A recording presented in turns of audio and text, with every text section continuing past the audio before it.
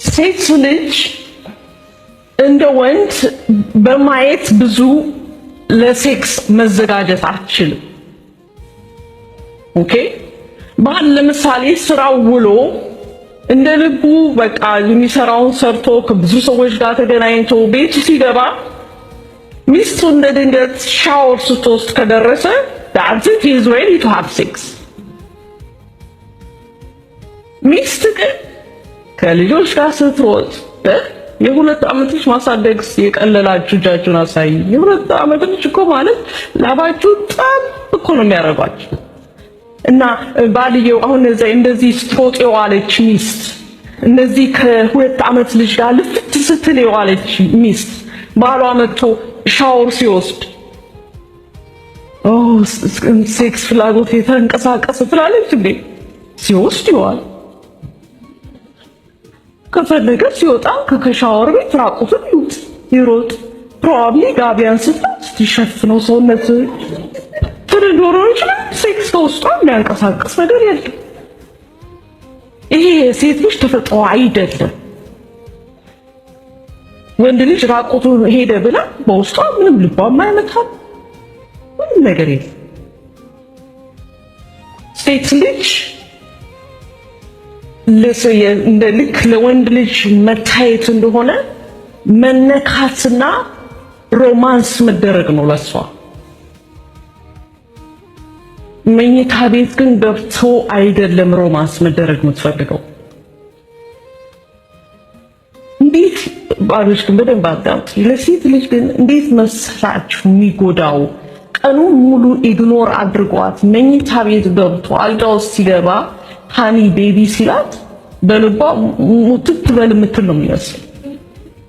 በተፈጥሮዋ እንደ ተፈጥሮዋ ሮማንስ ስለማያደርጋት እንደ ተፈጥሮዋ ስለማይመጥ አንድ እንትን በጣም ወደውን የእግዚአብሔር ቃል እናንብብ። አንደኛ ቆሮንቶስ ምዕራፍ 7 እንደዚህ ይላል። ምዕራፍ 7 ቁጥር 3 ባል ለሚስቱ የሚገባትን ያድርግላት፣ እንደዚሁም ደግሞ ሚስቱ ለባሏ። ስለዚህ አሁን ሚስት ላይ ስለማተኩር ሚስት ላይ ልበል። ባል ለሚስቱ የሚገባትን ያድርግላት ማለት እንደ ተፈጥሮዋ ሴክሹዋል ፍላጎቷን ሚት ያድርግ ማለት ጥሪው እሱ ነው። ሜንታይት ሲገባ ጥሬ ሚስቴን ሴክሹዋሊ ፍላጎቷን ሚት ላድርግ ነው ብሎ ነው የሚገባው።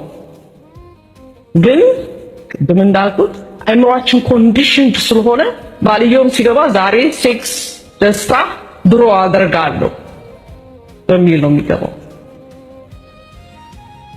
አገልግሎቱ ግን የእግዚአብሔር ግን ጥሪ ባል ለሚስቱ የሚገባትን ያድርግላት። ስለዚህ ሮማንስ የምትደረገው ቀኑን ሙሉ ነው። አንድ ባል እንደዚህ ስል እኔ ስራ ቢዚ ቀን ሙሉ ምን ብዬ ሙሉ ሰዓቴን ለሷ አላሳልፍ ነው እንዴ አለኝ። ኖ ፕራክቲካል በሆነ መንገድ ለምሳሌ ቴክስት መላክ፣ hey baby I'm thinking about you ስንት ደቂቃ ይፈጃል? probably 7 seconds ቴክስት በቃ hey baby I'm thinking about you አለቅ። you have no idea እኛ ሚስቶች ላይ የሚፈጥረው ነገር።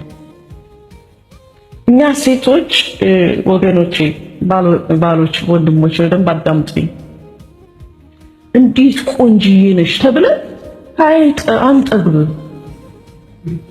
አንጠግብም። በቃ ከማግባታችሁ በፊት እንዴት ነው አይንሽ የሚያምረው፣ ከንፈርሽ፣ አፍንጫሽ የሚያምረው ብላችሁ አሁንም አንጠግብም። አሁንም እንፈልገዋለን። ደግሞ የምንፈልገው ከባሎቻችን ነው። እዚህ ነው ሴት ልጅ ከባልና ልጆቿን ጥላ ድሪፍት የምታረገው። ዝሙት እንዳምትልም አፕሪሼት የሚያረጋትን ስራዋ ቦታ ታገኛለች። ቴሌኳንች ቀሚስ ኮስተብሽ ሲያምርብሽ የሚል ወንድ ሲኖር ይስበናል። ሳንፈልግ እናንተን መውደድ፣ እናንተን ማክበር፣ ለእናንተ መገዛት እየፈለገ ግን የምንፈልገውን የሚመግብ ወንድ ደግሞ ይመጣል። አንቺ እኮ በጣም ችሎታሽ እኮ እንትን ስትይው ሰውነትሽ ራሱ ሲያምር ጅም ትሄጃለሽ እንዴ? ደግሞ ላስቲክ እኮ ካየሽ 2 ፓውንድ ነገር ቀንሰሻል እንዴ? ምንም እኮ አልቀነስኩም፣ ግን በመቀነሴ አስተዋለ ብዬ ደስ ይለኛል። ያ ሰውዬ እኛ ቀንሰሻል፣ ሼፕሽ ሲያምር ተበላ አንጸግም 70 ቢሞላንም ልጅ ነሽ ሲሉን አሜን። በቃ እንደዛ ነው የምንቀበለው እኛ ሴቶች፣ እንደዛ ነው የምንወደው። በቃ እንዴ ይሄ ሪንክል ወጣብሽ፣ በጣም እኮ አረጀሽ፣ እድሜሽ ጨመረ ምናምን አንወድም። በተለይ ደግሞ ከባሎቻችን እንደዚህ አይነት የሚጎዳ ነገር እንዲወጣ አንፈልግም። ሚስት እኮ ከሁሉም እኮ በላይ ቆንጆዬ ነሽ፣ አልጠግብም እሱን። ስለዚህ ቻሌንጅ አደርጋችኋለሁ ባሎች።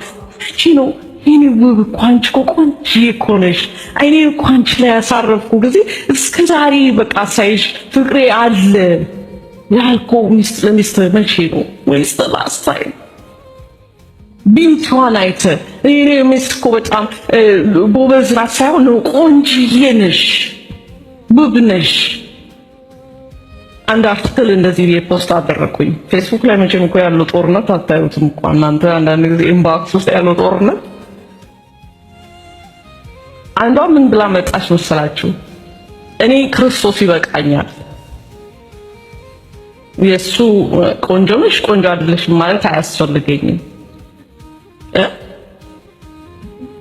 እንደሱ የሚያስፈልገው መላእክቶች ናቸው። እናንተ መላእክቶች አይደላችሁ መቼም ዘይት ሰባሰባቸው። ስለዚህ ለሰው ነው ማስተምረው። ባልም ማያስፈልገኝ ቢሆን ኖሮ ባል አላገባም ነበር። ስለዚህ ክርስቶስ በቃ ሲንግል ሴሌብሬት በቃ ሆኜ ልኖር ነው።